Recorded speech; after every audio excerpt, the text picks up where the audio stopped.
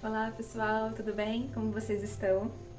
Eu estou aqui nesse vídeo de hoje para passar para vocês algumas outras orientações sobre como vocês devem agir no dia da prova do Enem. No vídeo anterior nós falamos um pouco sobre a questão do comportamento que vocês têm que adotar no dia da prova, ali os dias que antecedem a prova, para com isso agregar um pouco mais de resultado na prova para vocês, né? De resultados positivos. Já no vídeo de hoje, nós vamos entrar mais na estratégia de execução da prova. E, assim, eu não sou professora, né? Para quem é novo no canal, meu nome é Marcela Biates, eu sou estudante de medicina e fui aprovada por meio do Enem. Então, o que eu quero passar para vocês são estratégias de uma aluna que conseguiu conquistar o objetivo e que pode ser que isso sirva para alguns de vocês. Não são as únicas estratégias que existem, né? Existem outras que vocês vão encontrar por aí, em outros vídeos, conversando com professores e outros amigos de vocês, mas essa foi a que funcionou para mim, né? Então eu acho que vale a pena compartilhar, porque pode servir, né, e gerar bons resultados para vocês também. E com base nos meus estudos, nas minhas investigações, né, na minha preparação, eu cheguei à conclusão que para ir bem no Enem, além da preparação como um todo, né, de você estudar todo o conteúdo, tem duas provas em especial que são matadoras para vocês conseguirem um bom resultado. E essas provas são as provas de matemática e a prova de redação. E no vídeo de hoje nós vamos começar pela prova de matemática. Vamos lá? Bom, se você é novo aqui no canal e não tiver assistido ainda o vídeo onde eu conto um pouco das minhas notas no Enem, eu vou colocar ele aqui na descrição para vocês acessarem. Lá eu mostro para vocês que eu não tive uma quantidade significativa de acertos na prova de matemática, né? Muito pelo contrário. Só que assim, o que ainda assim, apesar de não ter tido um expressivo número de acertos, mas ter até conquistado uma nota razoável, como é que eu posso vir aqui, né, e dar dicas para vocês da prova de matemática? Eu vou passar para vocês algumas das estratégias que eu usei e algumas das estratégias que eu só descobri depois, né, e que eu acredito que eu teria sido muito feliz se eu tivesse feito uso delas antes. A primeira estratégia, e que eu fiz uso dela, ela vale não só para a prova de matemática. Na verdade, acho que para a prova de matemática é a que ela menos vale, mas ela vale para a prova do Enem inteira, que é como você ler a prova.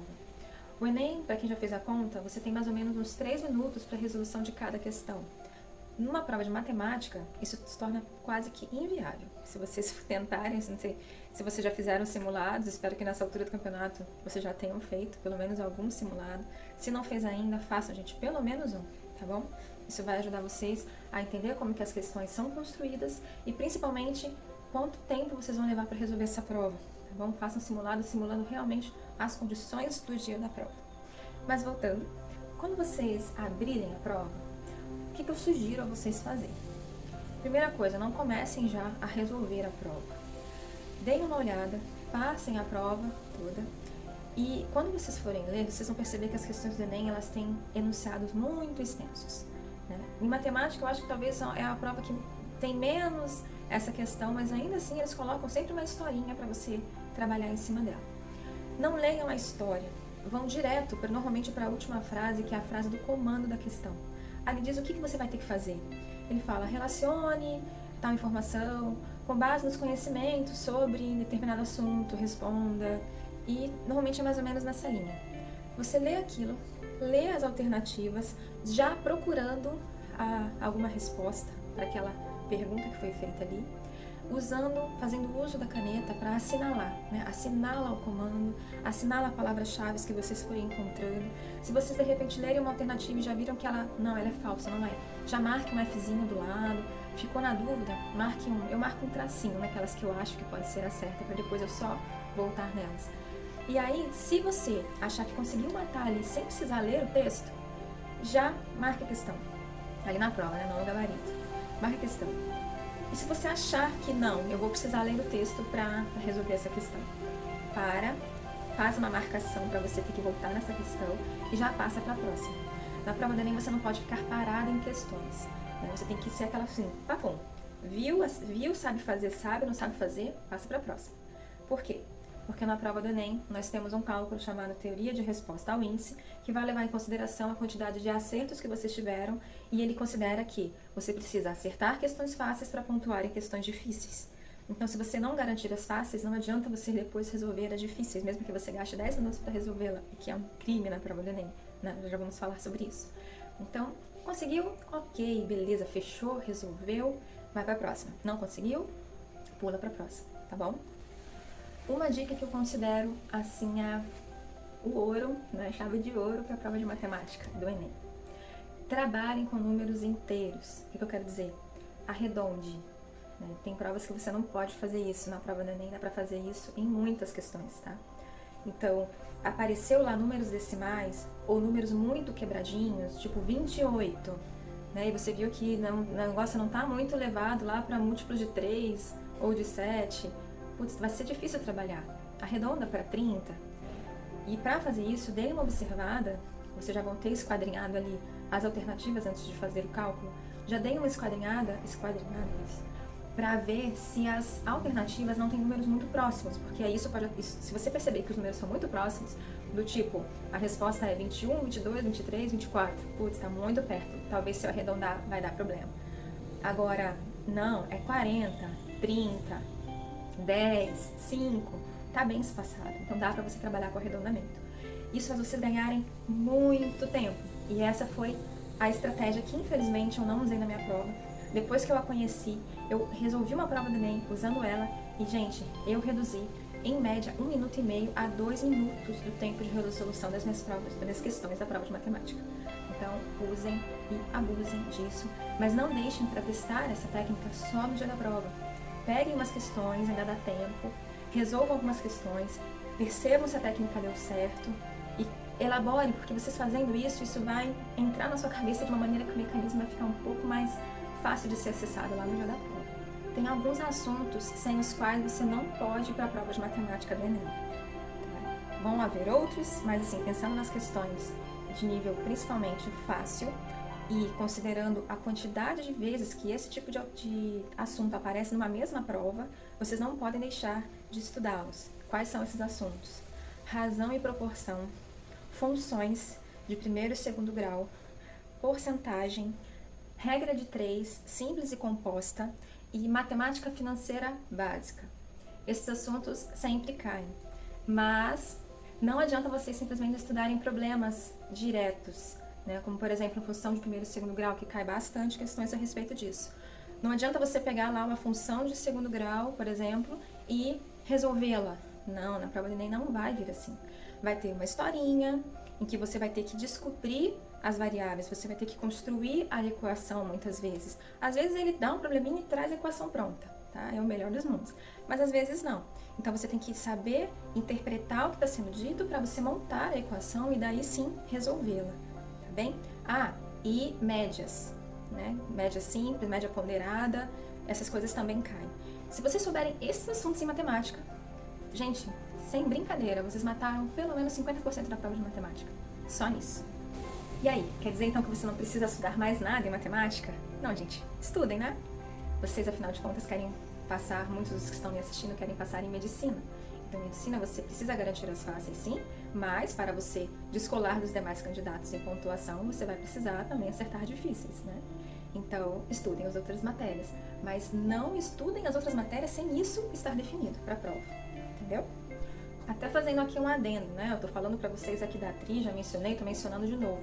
Se você não sabe direito como funciona a TRI, na sequência eu vou colocar aqui para vocês um vídeo só sobre o cálculo da TRI, tá? Para que vocês desmistifiquem algumas ideias que vocês tenham erradas a respeito, ou entendam melhor, caso vocês estejam com dúvidas, para que vocês possam usar isso também a favor de vocês.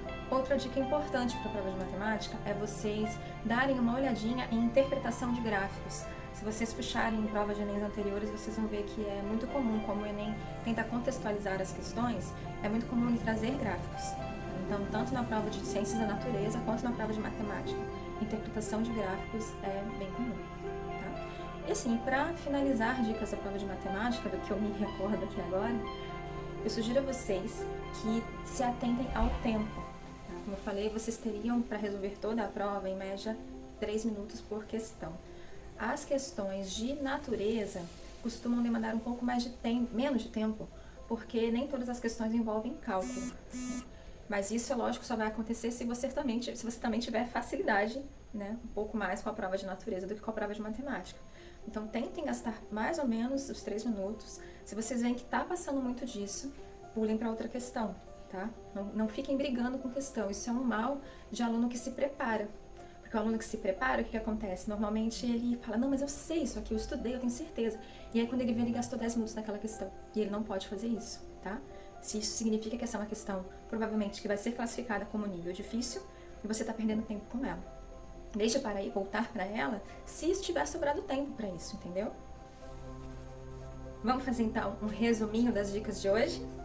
Primeira dica: não saia fazendo a prova, tá? Esquadrinha a prova primeiro, vá fazendo aquilo que você entender que é fácil e o que você vê que é um pouco mais difícil ou trabalhoso, faça uma marcação e passe para a próxima questão, para voltar para essa questão depois.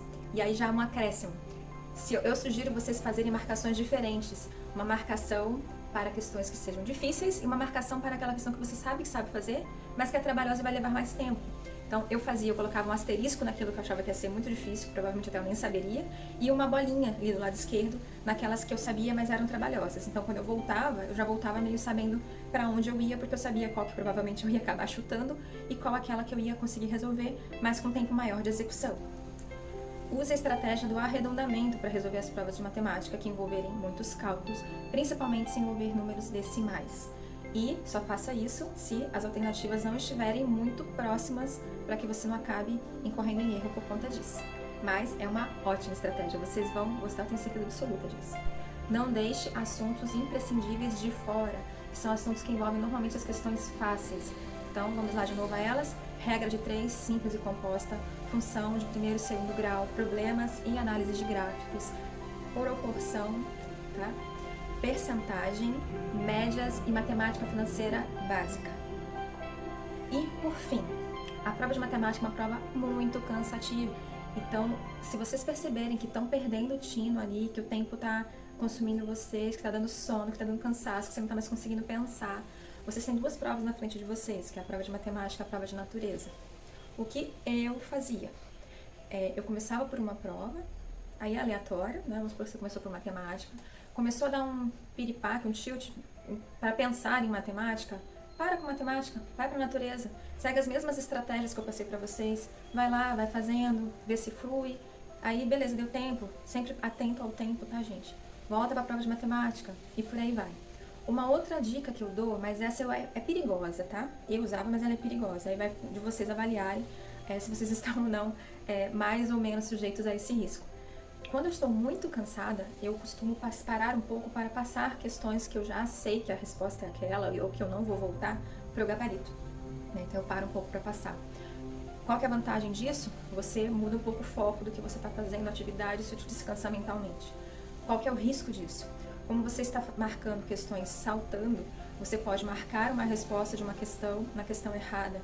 E se você rasurou o gabarito, você perdeu aquela questão se por um acaso não coincidir a resposta na mesma letra que você tiver marcado. Esse é um risco. Segundo risco, se você de repente tiver marcado uma questão e aí lá na frente você se atinou, putz, agora eu me lembrei como é que eu resolvi aquela questão. E você já marcou a resposta é diferente da que você teria marcado.